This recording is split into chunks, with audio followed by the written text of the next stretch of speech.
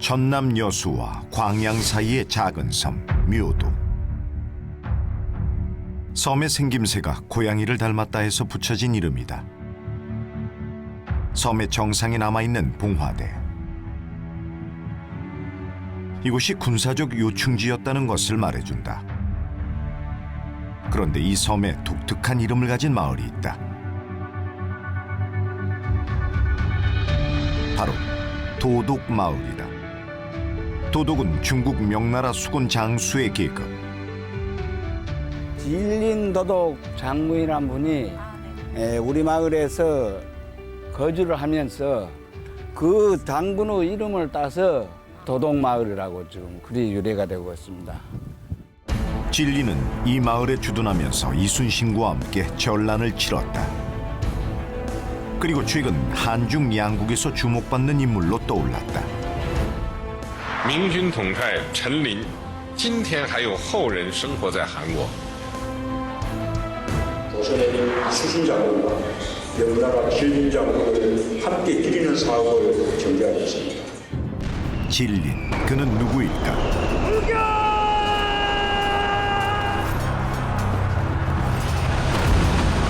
1598년 음력 11월 19일 임진왜란 마지막 전투 노량해전. 이순신이 전사했다. 이순신의 전사 소식을 듣고 3번이나 쓰러지며 통곡했던 명나라 수군 도독. 그가 바로 진린이었다. 그러나 그에 대한 역사적 평가는 엇갈리고 있다. 백전백승의 명장이었다는 평가와 난폭한 성격의 뇌물을 밝혔다는 평가가 그것이다. 진린, 그는 과연 어떤 인물이었을까?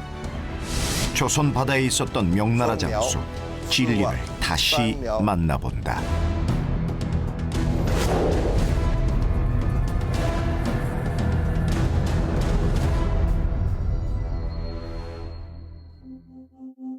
전남 완도의 고금도.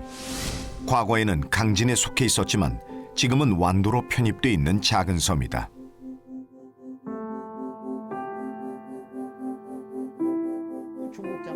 그러나 고금도는 만만치 않은 역사를 품고 있다.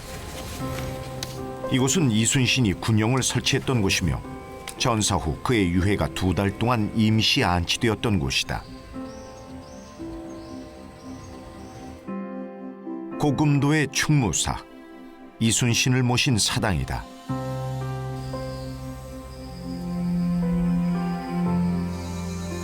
해마다 그를 기리는 제향이 열리기도 한다. 그런데 사실 충무사는 관우를 모시는 관왕묘가 있던 곳이었다. 관우는 중국인들이 숭배하는 전쟁의 신, 바로 그 자리에 충무사가 들어서 있는 것이다. 일반적으로 충무사가 있는 곳들이 대부분 다 이런 사당이나 그렇지 않으면 이 향교라든지 서원이라든지 아니 예전 더 올라가면 사찰이었거나 그 전으로 따지면 무속이었었던 그런 곳들에 그 충무사들이 많이 생겨지거든요. 그런 걸 보면 원래부터 사당 자리에 있던 곳에 사당이 생기는 거기 때문에 충무사가 현재 있다고 하는 거는 그곳이 원래 사당이었었던 곳이라고 할 수 있습니다. 그래서일까? 충무사 건축 양식에는 중국풍의 흔적이 엿보인다. 충무사의 건물 정전을 가서 보시면 앞에 부분에 열주가 있지만 뒷부분에 좌우에 이렇게 그 화방벽이라고 해가지고 벽돌로 쌌어요. 그리고 뒤쪽도 마찬가지로 그 벽돌로 싸고 그다음에 열주가 있거든요. 그렇게 열주하고 그다음에 화방벽이 있는 것은 동관왕묘를 비롯한 중국식이라고 할 수 있습니다. 이곳이 관왕묘 자리였다는 것을 말해주는 직접적인 증거도 있다. 바로 관왕묘비다. 일제에 의해 관왕묘 건물은 사라졌지만 다행히 비석 하나는 남아있다. 이 비석에는 관왕묘의 창건구와 그 이후의 내력, 그리고 진린의 행적 등이 기록되어 있다. 그렇다면 고금도의 관우사당은 누가 세웠을까? 그러니까 이순신 장군이 만든 건 아니에요. 고금도의 관왕묘, 관왕은 주로 그 중국에 있는 그 사람들이 믿는 신앙의 대상이고 특히 군인들이 믿거든요. 그래야 승리를 할 수 있다고 생각을 하고 있기 때문에 그래서 고금도 관왕묘도 그 진린과 그의 그 수병들이 만들었다고 할 수 있죠. 임진왜란 마지막 해인 1598년 7월 진리는 명나라 수군 함대를 이끌고 이곳 고금도에서 이순신의 조선 수군과 합류했다. 그리고 주둔지에 가장 먼저 관왕묘를 세웠던 것이다. 진린의 흔적이 남아있는 중국 광동성을 찾았다. 광동성 북부의 섬 나나오도. 아열대 기후의 나나오도는 아름다운 해변을 가진 중국의 관광 명소다.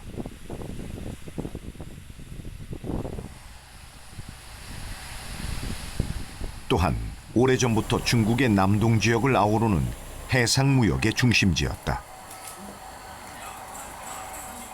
어업이 발달하고 수산물이 풍부한 곳. 이 때문에 역사 속에 여러 세력들이 탐내는 곳이기도 했다.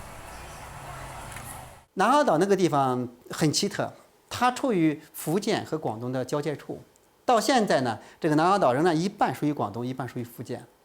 那个地方呢，经常是海匪的巢穴，特别是在路上这个政权不强的时候呢，那个地方就是这个海匪巢穴，经常呢有这个海盗盘踞。 바로 이 나나오도에 진린의 흔적이 남아있다.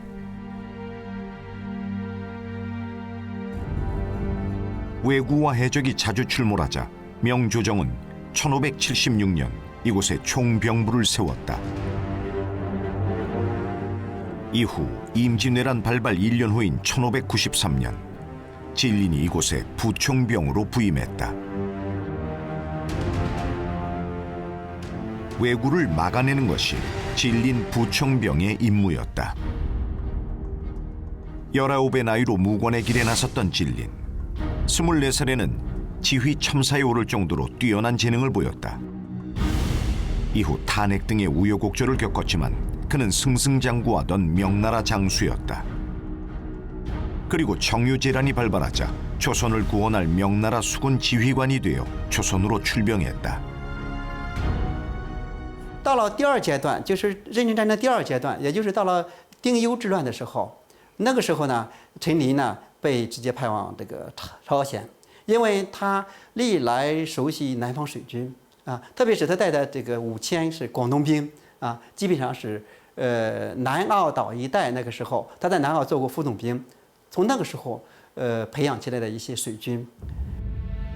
그렇다면 진리는 왜 고금도에 도착하자마자 관왕묘부터 세웠을까? 나나오도의 천후궁. 마주라는 해신을 모신 사당으로 마조묘라고 불리기도 한다. 마조묘는 나나오도에 총병부가 설치되던 시기에 함께 건립된 것으로 알려져 있다. 북송시대 마조라는 한 여인이 바다에 빠진 가족들을 구하고 대신 죽어 바다의 신, 즉 해상의 안녕을 기원하는 신이 되었다. 바로 이 마조를 기리는 사당이 마조묘인 것이다.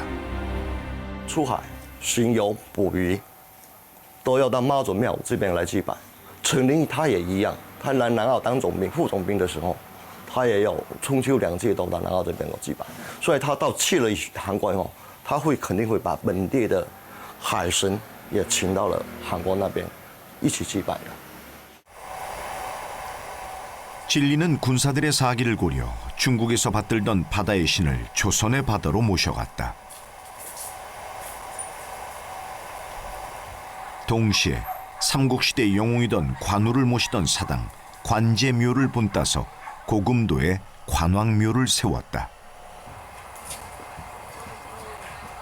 백전백승의 괴력을 가진 관우. 그를 모시는 것은 병사들에게 큰 위안이 된다고 여겼던 것이다.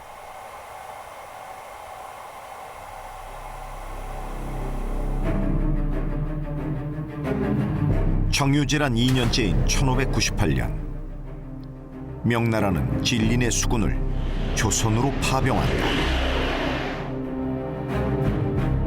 진리는 5천여 명의 수군을 이끌고 한양을 거쳐 왕도의 고금도에 도착했다.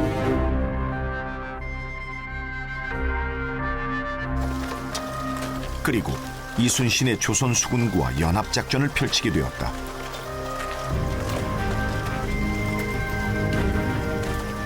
명나라 수군 도독 진린의 등장.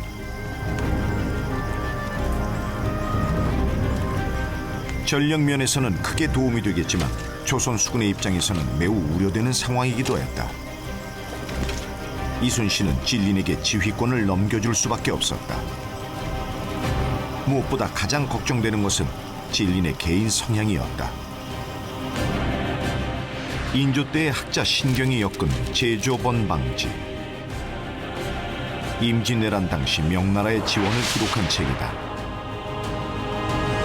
많은 사람들이 진린의 난폭한 성격을 두려워했다고 되어 있다.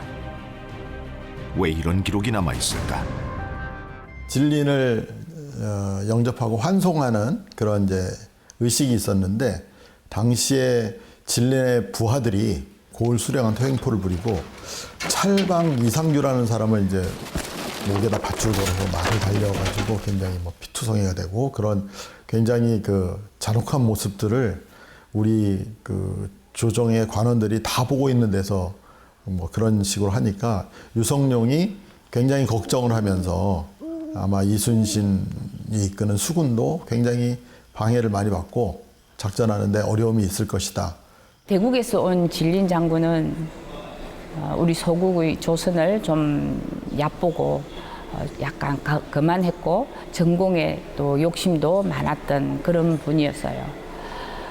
처음에 왔을 때 발을 디딜 때도 우리 조선 사람들을 엎드리게 해서 그 등을 밟고 내려올 정도로 그런 사람이었는데, 그러나 이순신은 진린을 극진하게 맞이한다.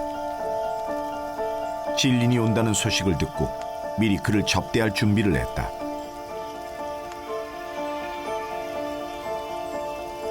진린이 도착하자 연회를 베풀었다. 이에 진린은 매우 흡족해한 것으로 전해진다. 진린은 이순신을 일러 과연 명장이라고 평가했다. 그러나 곧 문제가 발생했다.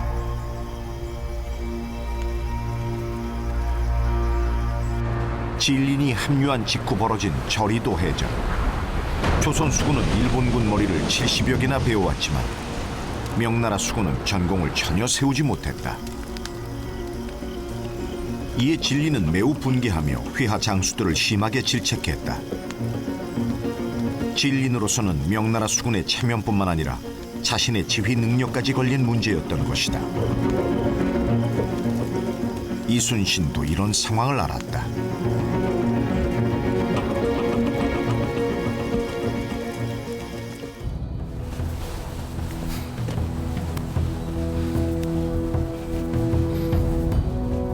당시의 상황이 기록돼 있는 신도비가 있다. 정조가 친히 쓴 것으로 알려진 이순신 신도비. 이 비문에 저리도 해전에 대해서 나와 있다.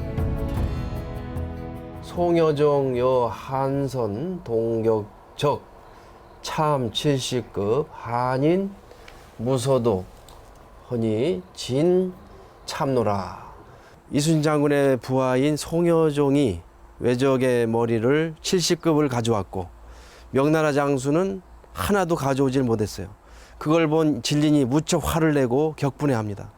이런 상황에서 충무공 이순신은 자기의 전공을 진린에게 주겠다. 이순신은 자신의 전공은 곧 진린의 전공이라며 일본군 머리 40여 개를 주었다. 진린은 매우 흡족해하며 이를 받았다. 그리고 곧이어 이순신에 대한 평가를 내놓았다. 충무공이야말로 듣던 대로 훌륭하다라고 극찬합니다. 그러면서 충무공은 작은 나라의 사람이 아니고 중국에 들어간다면 천하의 대장감이다라고 얘기를 하죠. 그러고 나서 얼마 뒤에 선조에게 글을 올리죠. 이순신은 경천 위지지제요, 보천 요길지공이다라는 말을 하면서 천하를 다스릴 만한 인재요, 국군을 만회할 만한 그런 공로를 세울 만한 분입니다라고 극찬합니다. 일본군 수급을 나눠준 이순신의 대처에 크게 감동한 진린. 이후 이순신을 높이 평가하게 된다. 그리고 함께 여러 전투를 치르면서 이순신에 대한 존경심까지 갖게 된다. 이처럼 아슬아슬했던 이순신과 진리는 갈등을 넘어 서로 신뢰하는 관계로 발전해 나갔다. 그 무렵 1598년 초겨울, 조선 침공의 제1선봉장 고니시 유키나가는 마녀 군사를 이끌고 순천에 성을 쌓고 농성하고 있었다. 전쟁 막바지, 전투 없이 돌아가기만 기다리고 있었던 것이다. 그러자 조명연합수군이 이를 막아섰다. 저 앞바다가 당시 정유재란이 있었던 당시에 조명연합군의 수군이 주둔하고 있던 묘도 앞바다입니다. 지금은 이 공단이 들어서 있지만 당시에는 조명연합군의 수군들이 이 왜군들의 테러를 막기 위해서 주둔하고 있던 지역이었습니다. 이순신과 진리는 묘도에 진을 치고 있었다. 고니시 유키나가의 퇴로를 완전히 막은 해상 봉쇄였다.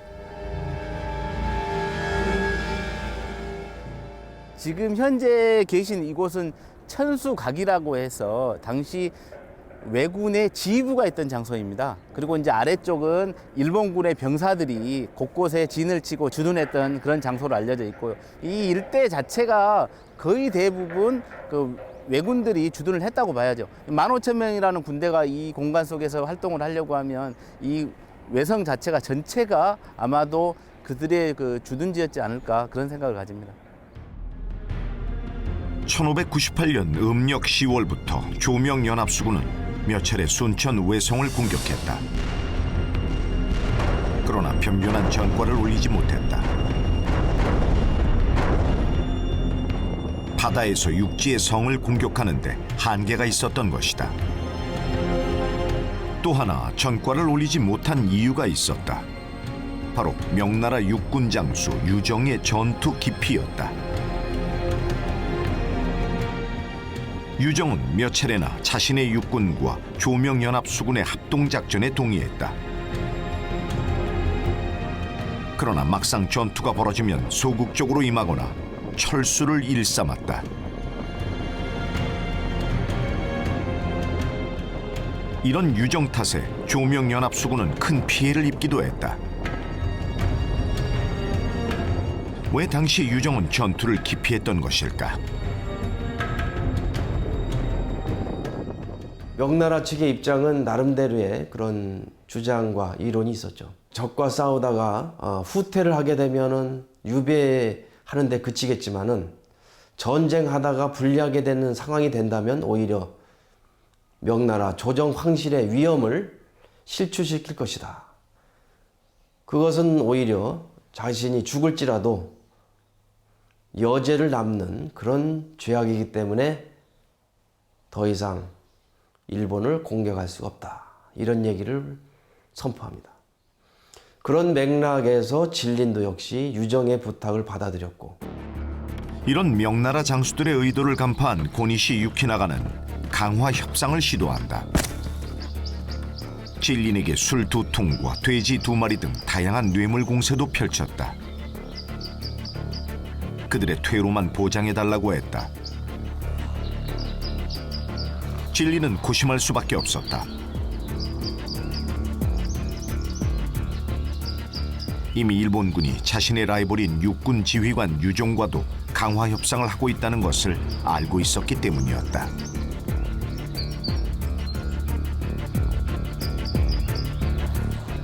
육지에서는 이제 유정하고 강화가 맺어졌죠. 그러니까 순천 예교성을 주고 수급 1,000개를 주겠다는 조건으로. 이제 역시 같은 방법으로 진린하고도 강화를 맺으려고 합니다. 근데 이제 진린 입장에서는 적어도 유정하고 같은 조건 내지는 더 좋은 조건이 돼야 되는데 권희 씨가 진린을 만족시킬 만한 조건이 없었던 거죠. 더 이상 줄게. 고니시 유키나가의 협상 전술은 적중했다. 진린이 뇌물을 받고 합동작전을 거부하기도 했던 것이다. 이를 알게 된 이순신이 진린에게 강력하게 항의했다. 작전을 다 모의를 했는데 나중에 가서 이렇게 돌변해서 이렇게 왜적에게 테러를 열어주면 되느냐 강력한 항의를 하죠.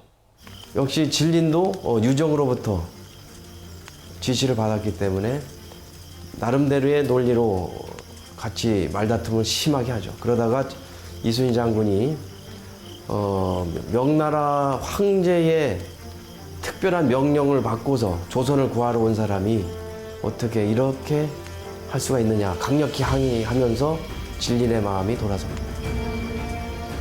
결국 진린도 함께 싸우기로 결심한다.